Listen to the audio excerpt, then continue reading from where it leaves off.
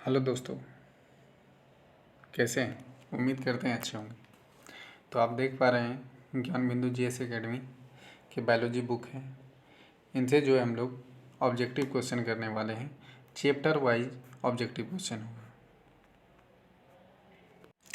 तो पहला चैप्टर है कोशिका विज्ञान। तो इसके अभी क्वेश्चन करने वाले हैं। एक एक अभ्यास के प्रश्न कराया जाएगा। आप लोग इस चैनल से जुड़े रहिए। जो भी न्यू जुड़ रहे हैं वो चैनल को सब्सक्राइब कर लीजिए, ठीक है, जिससे हमको भी ठीक लगेगा, थोड़ा सपोर्ट मिलेगा। तो देखिए, क्वेश्चन नंबर फर्स्ट है आपका, निम्नलिखित कथनों पर विचार कीजिए। तो इसमें दिया हुआ है, तो इसके अकॉर्डिंग देखते हैं क्या होता है आंसर सही और गलत। तो कोशिका सजीव की संरचनात्मक एवं क्रियात्मक इकाई, बात सही है। संरचना भी करता है और क्रिया भी करता है। संरचना, जैसे हम लोग यदि बात करते हैं कोशिका से, जैसे यदि हड्डी बना है तो वो भी एक कोशिका से बना है, तो एक संरचना कर रहा है। और यदि भोजन जैसे हम लोग करते हैं, उससे सारे जैसे विटामिन, प्रोटीन, वसा जो भी है सब अलग अलग है।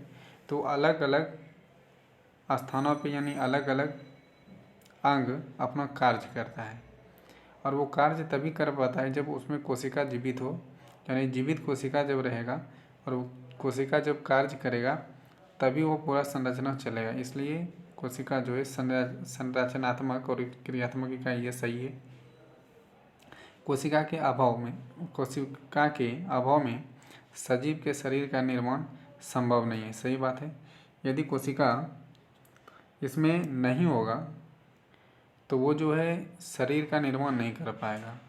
तो ये भी सही, यानी दोनों बातें सही है।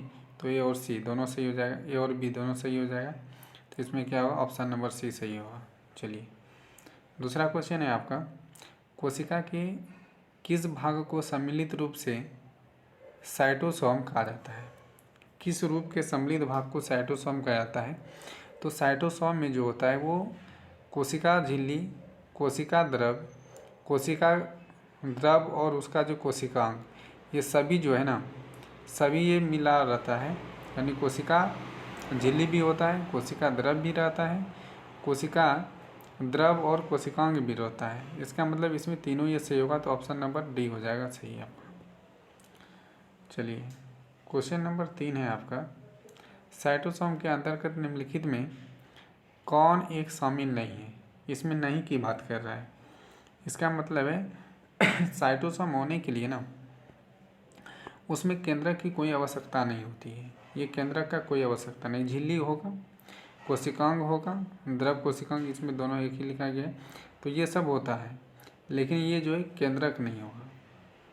साइटोसोम में केंद्रक नहीं शामिल किए जाते हैं। साइटोसोम के अंतर्गत केंद्रक नहीं होंगे और सारे उसमें क्रिया होंगे, सारे पदार्थ होंगे। क्वेश्चन नंबर 4 है, कोशिका द्रव में स्थित जीवित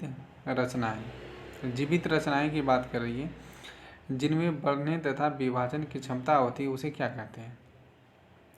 जिसमें बढ़ने और विभाजन करने की क्षमता जो होता है उसको बोलते हैं अर्गेनोडाइट्स। क्या बोलते हैं? अर्गेनोडाइट्स बोलते हैं। अर्गेनोडाइट्स होता है, यानी ए नंबर इसका जो होगा वो सही हो जाएगा ऑप्शन, ठीक है। चलिए आगे देखिए, इसका 5 नंबर क्वेश्चन है आपका, निम्नलिखित में से कौन सी कोशिकाएं रचनाएं अर्गेनोडाइट्स नहीं है? अब इसमें जो बोल रहा है अर्गेनोडाइट्स नहीं है, इसका मतलब उसमें रसधानी की कोई बात नहीं है, यानी रसधानी जो है नहीं होगा। अब बता दें, इसमें सेंट्रोसोम, राइबोसोम, मेटोब्यूलस ये सब होता है, लेकिन ये रसधानी नहीं होता है। ये रसधानी का कार्य क्या होता है, जिस प्रकार के हमारे शरीर में क्या होता है कि कोशिका के द्वारा आकार बनता है, तो उसी प्रकार कोशिका को सही स्थान देने के लिए रसधानी का कार्य होता है। इसमें बहुत सारे छोटे छोटे कण पाए जाते हैं। और ये जो होता है ना रसधानी, ये पेड़ पौधे यानी पेड़ पौधे में भी होता है, झिल्ली में भी होता है, कोशिका झिल्ली और कोशिका भित्ति दोनों में होता है। लेकिन ये कोशिका झिल्ली में अधिकांश मात्रा में पाया जाता है, यानी कि जीवों में अधिकांश मात्रा में राजधानी पाई जाती है।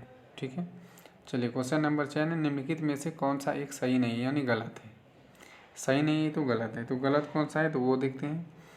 तो पढ़िए, कोशिका का आकार एवं आकृति उसके कार्यों के अनुरूप होता है। सही बात है। जैसे देखिए, कार्य के अनुरूप होता है, जैसे हाथ मान लेते हैं, गुर्दा मान लेते हैं, हृदय मान लेते हैं, वो सबका अलग अलग कार्य है, तो आकृति भी उसी प्रकार से है, कार्य भी सबका अलग है। चलिए ये ऑप्शन और इसका देख लेते हैं। और इसका आपका ऑप्शन है बी नंबर। कोशिका की संख्या जीव के शरीर के आकार पर निर्भर करता है। सही बात है। ये जो है शरीर के आकार पर निर्भर करता है। यदि हाथी है तो बड़ा है, तो उसमें अधिक कोशिका पाए जाएंगे। हाथी की तुलना में यदि बात करते हैं कि बकरी है, तो बकरी जो है छोटा है, तो इसका आकार कम है, तो इसमें कम कोशिका पाए जाएंगे। यानी अधिक बड़ा भी होगा, यानी उसके शरीर पर भी निर्भर करेगा, आकार पर निर्भर करेगा।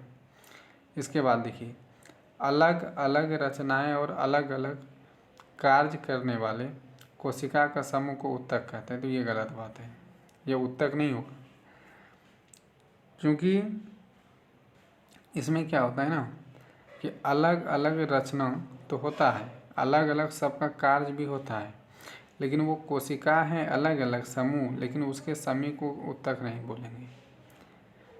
अंग से मिलकर उत्तक बनता है, यानी उत्तक टिश्यू जो होता है वो अलग होता है, यानी कोशिका से ही टिश्यू नहीं बनता। टिश्यू बनता है लेकिन ये सारे समूह को नहीं, यानी अलग अलग कोशिका है, अलग अलग रचना है, इन सबको मिलाकर नहीं, एक प्रकार का कोशिका होगा उसको एक उत्तक बोलेंगे। फिर अलग अलग जैसे है, ये सबको मिलाकर हम टिश्यू नहीं बोल सकते हैं। अलग प्रकार के कोशिका है तो एक टिश्यू होगा, फिर दूसरे प्रकार के कोशिका है वो दूसरे टिश्यू होगा। तो ये गलत था, तो इसका मतलब कि आंसर जो होगा इसका गलत ही चुनने के लिए करा था, तो सी नंबर होगा। कोशिकाएं अलग अलग आकार की होती है, बात सही है कि इसका जो आकार होता है अलग अलग होता है। चलिए आगे आपका क्वेश्चन, तरल मोजाइक मॉडल के संबंध में कथनों पर विचार करना है। इसमें तरल मोजाइक मॉडल, तो तरल मोजाइक मॉडल में के संबंध में दिया गया है, कहता यह मॉडल कोशिका झिल्ली के संरचना को बनाता है। बात सही है, ये एकदम कोशिका को बनाता है, ये सही है, ये नंबर। यह मॉडल 1972 में सिंगर और निकोलसन ने प्रस्तुत किया था, तो ये भी बात सही है कि यही दोनों ने किया है इसको प्रस्तुत। नीचे ऑप्शन नंबर 3 है इसमें कि इस मॉडल के अनुसार कोशिका झिल्ली की संरचना के दो फायोलिपिड अणुओं के परत के बीच में गोलाकार प्रोटीन रहता है, तो ये भी सही है। ये जो है ना, इसका ऑप्शन हो जाएगा अब इसके अनुसार, ये 1 2 3 तीनों हो जाएगा, यानी डी नंबर। इसमें जो ये फास्फोलिपिड की बात कर रहा है, इस प्रकार से फास्फोलिपिड बना होता है, और इसके बीच में जो है ना, ये दोनों साइड में छोटे छोटे 2 कण होते हैं, और यही प्रोटीन वाला भाग होता है। ये गोलाकार जो है ना, छोटे छोटे 2 कण साइड में रहते हैं, यही प्रोटीन वाला भाग होता है, और इसी को जो बोला जाता है कि ये फास्फोलिपिड के अंदर एक परत के बीच में पाया जाता है। ये जो परत होता है इसके बीच में पाया जाता है, तो ये सही हो जाएगा। चलिए क्वेश्चन नंबर 8, कोशिका का कौन सा भाग माइक्रोबिलियंस, सिलिया तथा फेजिला जैसी संरचना का निर्माण करता है? तो देखिए इसमें ये जो है आपका कोशिका का कौन सा भाग, ये माइक्रोबिलियस, सिलिया और फेजिला, ये सब कोशिका झिल्ली में होता है। किस में होता है? ये कोशिका झिल्ली में, ये कोशिका झिल्ली में होता है। और ये कोशिका झिल्ली जो है ना, अधिकांश मात्रा में, अधिकतर मात्रा में ये किस में होता है? जीव में होता है। किसमें? जीव में होता है। और ये कोशिका भित्ति किस में होता है? पेड़ पौधों में होते हैं। ये किसमें? पेड़ पौधे में। और ये जो माइक्रोबिलाइस है, ये सिलिया है, ये फ्लैजेला है, ये सब किस में होता है? कोशिका में होता है, यानी कि जीवों में होता है। और इसी में हरित लवक नहीं पाए जाते हैं। हरित लवक किसमें? जिसमें हरित लवक होगा, यानी पेड़ पौधों में हरित लवक पाया जाता है, जिसके कारण से इसमें कोशिका भित्ति होती है। तो इसका आंसर हो जाएगा कोशिका झिल्ली। क्वेश्चन नंबर 9 है, परासरण की क्रिया किसके द्वारा संपन्न होता है? तो इसमें परासरण की क्रिया यदि बोला जाए ना, तो ये होगा कोशिका झिल्ली। क्या होगा? कोशिका झिल्ली होगा। क्यों कोशिका झिल्ली होगा? कि ये परासरण जो होता है, इसी में ये कोशिका झिल्ली में ही क्या होगा कि ये अर्धपारगम झिल्ली होता है। जब ये अर्धपारगम झिल्ली होता है, तो यदि बाहर में एक्स्ट्रा अधिक बहुत ज़्यादा तरल मात्रा है और यदि यहाँ पर तरल का मात्रा कम हो जाता है, तो ये बाहर से अंदर की ओर खींच लेगा, तो ये परासरण हो जाएगा। या फिर अधिक मात्रा में क्या हो जाएगा, अंदर में हो जाएगा द्रव, तो वो बाहर की ओर छोड़ देगा। इसी को बोलते हैं परासरण। परासरण होता है तो ये कोशिका झिल्ली में। और कोशिका भित्ति में इसलिए नहीं होगा, ये कोशिका भित्ति बहुत कठोर होता है, और कठोर जब अधिक होगा तो इसमें क्या पानी को बाहर न भी जाने देगा। और ये जो होता है पारगम होता है, ये अर्ध पारगम में नहीं होता है। इसके कारण से जो है ये कोशिका भित्ति नहीं होगा, इसका क्या होगा? कोशिका झिल्ली होगा। चलिए क्वेश्चन नंबर 10। क्वेश्चन नंबर 10 देखते हैं। कहता है कोशिका अंगक राइबोसोम के संबंध में कौन सा एक सही नहीं है, यानी गलत है। सही नहीं का मतलब है कि गलत है, वो कौन सही नहीं है, तो इसमें चूज करना है। तो राइबोसोम 2 प्रकार के होते हैं। निश्चित तौर पे ये सही बात है कि राइबोसोम कितने प्रकार के होते हैं? 2 प्रकार के होते हैं। और उसमें 70S और 80S होता है। ठीक है, 70S और 80S, जिसको हम लोग बोलते हैं प्रोकैरियोटिक और यूकैरियोटिक। प्रोकैरियोटिक में जो होता है वो कितने 70S होता है, और यूकैरियोटिक में कितना होता है? वो 80S होता है। तो प्रोकैरियोटिक वो भी 2 भागों में तोड़ा गया है। किसने 2 भागों में तोड़ा गया है? एक है आपका 30S में, और एक है 50S में। और इसको भी तोड़ा गया है, एक है 60S और दूसरा है आपका इसमें 40S। इसको भी 2 खंडों में तोड़ा गया है, प्रोकैरियोटिक और यूकैरियोटिक। तो सेकंड नंबर में 70S राइबोसोम प्रोकैरियोटिक होते हैं, तथा इसके 2 सब यूनिट होते हैं, जिसमें 30 और 50 है। ये भी सही है, ये ऑप्शन नंबर बी भी सही होगा। तो इसके बाद देखते हैं ऑप्शन नंबर इसका सी। थोड़ा सा हो जाता है यहाँ पे समस्या। तो इसका सी जो होगा, देखिए 80S राइबोसोम जो यूकैरियोटिक है, ये बात सही है। इसका 2 सब यूनिट 40 और कितना है? 60 है, तो ये भी सही है। तो इसमें क्या हो, राइबोसोम प्रोटीन और लिपिड के बने होते? नहीं, प्रोटीन की तो है। राइबोसोम जो ये प्रोटीन क्या है? ये लिपिड नहीं होगा। लिपिड पे स्थान पे जो होगा ये लिपिड नहीं होगा। तो किसका बना होता है? RNA प्रोटीन और RNA का बना होता है। किसका? RNA का बना होता है। राइबोसोम प्रोटीन और RNA का बना होता है, लिपिड का नहीं बना होता है। ठीक है, चलिए क्वेश्चन नंबर 11 देखते हैं। पता है प्रोकैरियोटिक कोशिका में माइटोकॉन्ड्रिया के सदृश कौन सी रचना पाई जाती है जो शोषण तथा कोशिका विभाजन का कार्य करता है? तो इसमें जो ये कार्य करता है, कौन करता है? मोसोसोम करता है। कौन करता है? ये मोसोसोम करता है। इसका जो कार्य करता है वो मोसोसोम करता है। चलिए क्वेश्चन नंबर 12 देखते हैं, आपका क्या है। कोशिका के अंदर ग्लाइकोलिपिड व ग्लाइकोप्रोटीन निर्माण का सक्रियण स्थान कौन कौन है? तो इसमें देखिए कौन सा है? जो गोल्जिकाय। गोल्जिकाय जो होता है वो क्या करता है? गोल्जिकाय ये ग्लाइकोलिपिड है, यानी ग्लूकोज और लिपिड या फिर ग्लूकोज और प्रोटीन का निर्माण करता है। वो कौन करता है? गोल्जिकाय करता है। क्वेश्चन नंबर 13 है आपका। निम्नलिखित में से कौन सी कोशिकाएं संरचना कोशिकाएं परिवहन तंत्र का निर्माण करती हैं तथा केंद्रक से कोशिका द्रव में आनुवंशिक पदार्थ को लेकर जाने का पथ बनाती है? तो ये जो जाने वाला पथ बनाता है वो कौन बनता है? अंतःद्रव जालिका। कौन बनता है? अंतःद्रव जालिका। अंतःद्रव जालिका। इसमें देखिए क्या कर रहा है, कोशिका संरचना कोशिका परिवहन तंत्र का निर्माण करता है, केंद्रक से कोशिका द्रव के आनुवंशिक पदार्थ को ले जाता है। यानी कि ये यदि हम लोग मान लेते हैं ये कोशिका है और इसका जो केंद्रक है और इसके आसपास में ये क्या है, द्रव्य है, तो इस दोनों के बीच में ये द्रव्य है, ये कोशिका हो गया यानी कोशिका झिल्ली और ये केंद्रक, अब इसके बीच में ये द्रव्य है। तो इन दोनों को आदान प्रदान जो करता है ना, जहाँ तक परिवहन का कार्य जो करता है वो कौन करता है, अंत द्रव जालिका। कौन करता है, अंत द्रव जालिका, क्योंकि ये जाली के अंदर ये द्रव्य है, इसी को इसलिए बोलते हैं ये अंतर्द्रव जालिका। चलिए आगे देखते हैं क्वेश्चन नंबर 14। क्वेश्चन नंबर 14 कहता है कि कथनों पर विचार कीजिए, यानी इसमें से सब क्या है, गलत है या सही है, इसको कहता है चुनने के लिए। तो चुनिए। कहता है चिकनी अंतर्द्रव जालिका प्रोटीन के संश्लेषण तथा स्रावन में भाग लेते हैं, एकदम गलत है। ये जो होता है ना चिकनी अंतर्द्रव जालिका, ये प्रोटीन को नहीं, ये जो होता है ये वसा को करता है। क्या करता है, किसको, यानी वसा स्टार्च को ये जमा करता है, वसा को जमा करता है स्टार्च को।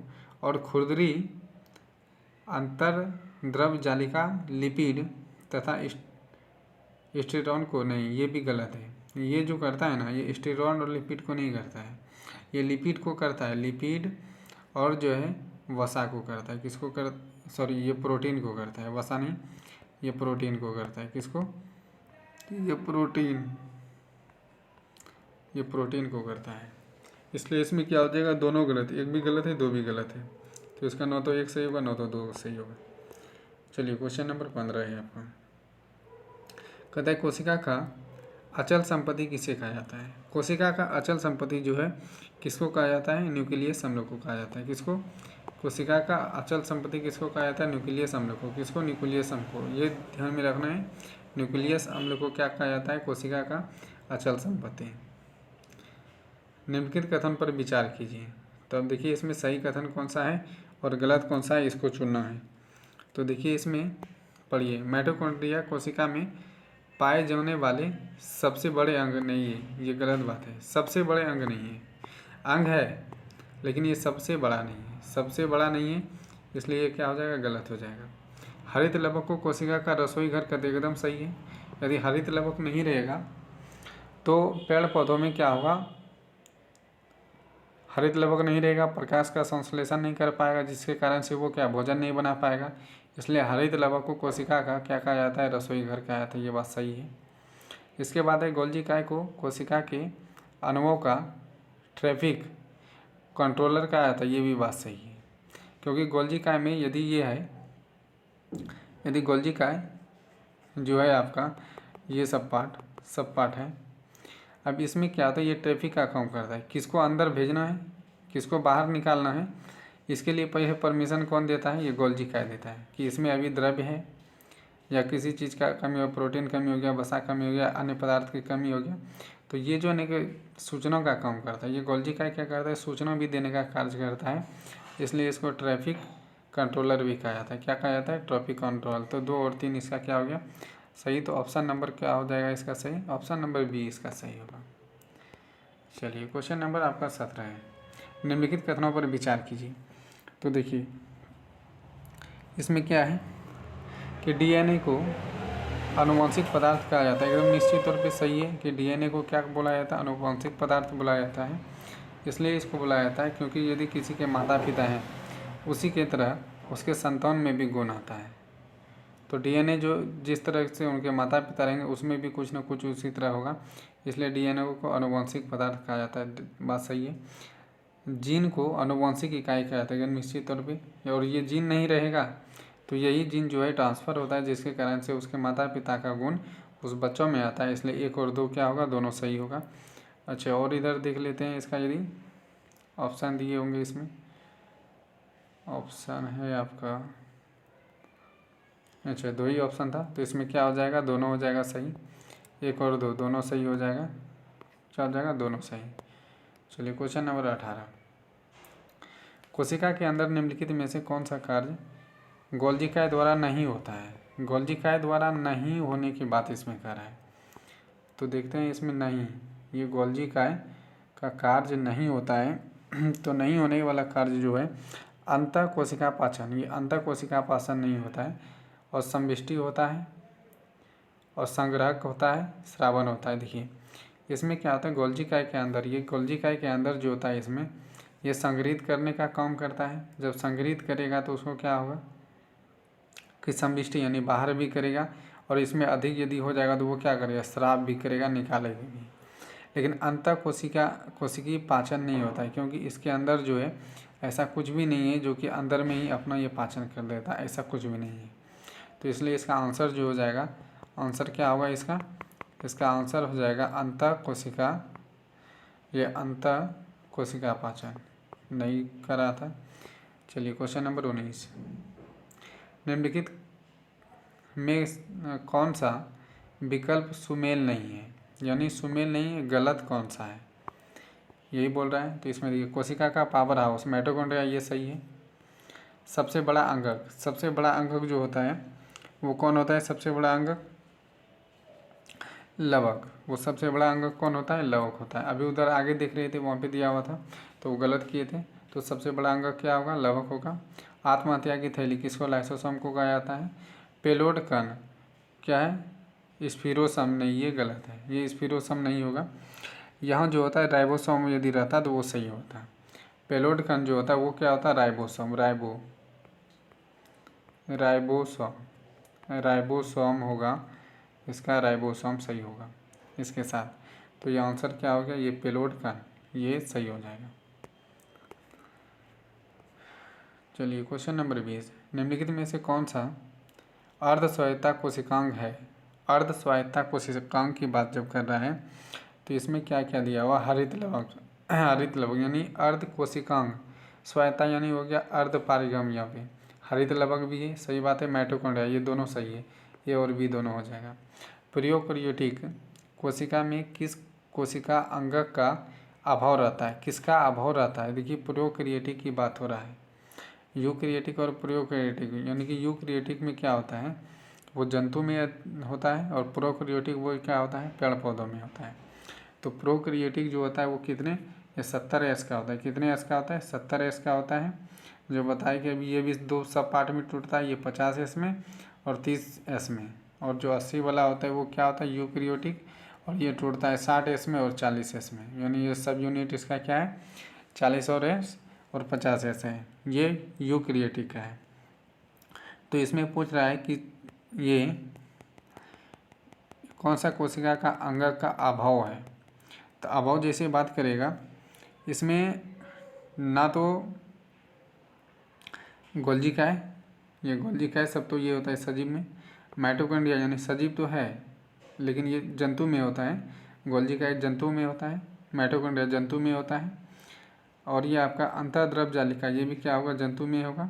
ये हरित लवक का भी प्रोकैरियोटिक में क्या होता है, अभाव होता है, और डीएनए का भी अभाव होता है। तो इसमें क्या हो जाएगा, सभी हो जाएगा, यानी कि सॉरी इसमें जो होगा आपका हरित लवक, डीएनए का अभाव होगा, लेकिन इसमें जो होगा ये हरित लवक रहेगा। तो इसमें अभाव हो जाएगा आपका 1 2 3 5, 1 2 3 5 जिसमें होगा उसका आंसर वही होगा, 1 2 3 5 वाला, 1 2 3 5, 1 2 3 5, सी नंबर कौन सा होगा, ये सी नंबर हो जाएगा। चलिए क्वेश्चन नंबर 22 देखिए, निम्नलिखित में कौन से रचना पादप कोशिका में पाए जाते हैं परंतु जंतु कोशिका में नहीं, यानी जो पादप में पाया जाएगा वो जंतु में नहीं पाया जाता है, तो वो कौन सा कोशिका है। तो वो कौन सा कोशिका है, तो देख लीजिए इसमें लवक की बात करता है। तो ये लवक जो है ये पादप कोशिका में पाया जाता है, तो ये भी सही है। पादप कोशिका में कोशिका भित्ति भी पादप में होता है, ये भी सही है। बड़ी रिक्तकाय, ये भी सही, क्योंकि बड़ी रिक्तकाय इसलिए होता है यदि ये कोशिका भित्ति है, यदि ये पेड़ के छाल है तो ये वाले जो भाग होगा छाल वाला, और इसी को बोलते हैं कोशिका भित्ति, इसके अंदर होता है, और ये बहुत ही कड़ा होता है। और कोशिका भित्ति कड़ा होता है, लेकिन कोशिका केवल कहेगा, जंतु कोशिका या कोशिका झिल्ली कहेगा तो झिल्ली क्या होता है, नरम प्रकार की होते हैं, इसलिए इसमें बड़ी रिक्तकाय यानी बहुत सारे बड़े इसमें छिद्र पाए जाते हैं, क्योंकि ये बहुत कठोर होता है, इसके कारण से इसमें अधिक छिद्र पाया जाता है। इनमें से क्या हो जाएगा, सभी हो जाएगा। चलिए 23 नंबर क्वेश्चन है आपका, निम्नलिखित में कौन सी रचना जंतु कोशिका में पाए जाते हैं परंतु पौधों की कोशिका में नहीं पाए जाते हैं। इसमें क्या कहता है, जंतु में पाया जाता है लेकिन वो पौधों में नहीं पाया जाता है। हाँ, जंतु में पाया जाता है और पौधों में नहीं पाया जाता है। तो जंतु में जैसे ये पाया जाता है साइटोसोम ये पाया जाता है जंतु में, लेकिन ये पौधों में नहीं पाया जाता है। साइटोसोम, माइटोकॉन्ड्रिया पाया जाता है, लाइसोसोम पाया जाता है, कोशिका झिल्ली भी पाया जाता है, लेकिन कोशिका झिल्ली को वो क्या होता है, कोशिका भित्ति के अंदर रहता है कोशिका झिल्ली, तो ये भी पाया जाता है, लेकिन ये कठोर अवस्था में होता है, ये बहुत ही कम अवस्था में पाया जाता है। कोशिका झिल्ली जंतु में सबसे अधिक पाया जाता है और पौधों में कम। और यदि बात करते हैं कोशिका भित्ति केवल और केवल पादपों में पाया जाता है। तो इसमें जो है आपका कौन नहीं होगा, तो ये सेंट्रोसोम जो है, ये सेंट्रोसोम केवल और केवल ये जंतु में पाया जाता है, पौधों में नहीं। कोशिका सिद्धांत किसने प्रस्तुत किया था? कोशिका सिद्धांत किसने प्रस्तुत किया था? ये तो सबको ही जानते हैं, ये स्लाइडन एवं स्वॉन ने किया था। किसने किया था? स्लाइडन एवं स्वॉन, स्लाइडन और स्वॉन ने किया था। चलिए आज का ये जो अंतिम प्रश्न कराएंगे, ये 25 नंबर क्वेश्चन है। कोशिका सिद्धांत के अनुसार कोशिका विभाजन में मुख्य स्वदृष्टकर्ता की भूमिका कौन निभाता है? तो ये कौन निभाता है? स्वदृष्ट यानी कि ये पूरी तरीक़ा से जो विखंडन ये करने का कार्य कौन करता है? तो वो कौन करता है? केंद्रक करता है। कौन करता है? केंद्रक करता है। तो आज इतना ही। आप लोग बताइएगा ये सेशन कैसे लग रहा है, और इससे भी ज़्यादा बेस्ट करने का कोशिश करेंगे। बहुत ही ज़्यादा क्वेश्चन पे प्रैक्टिस करने का कोशिश करेंगे, बहुत ही ज़्यादा क्वेश्चन। इसमें करीब हमको लग रहा है 150 से प्लस क्वेश्चन होगा, सब कराएंगे। इसके चैप्टर वाइज सारे क्वेश्चन को एक एक करके देखेंगे। तो आप लोग इस सेशन से जुड़े रहिए। आज के लिए इतना ही, धन्यवाद। थोड़ा सेशन को शेयर दबा के कीजिए। आज के लिए बस इतना ही।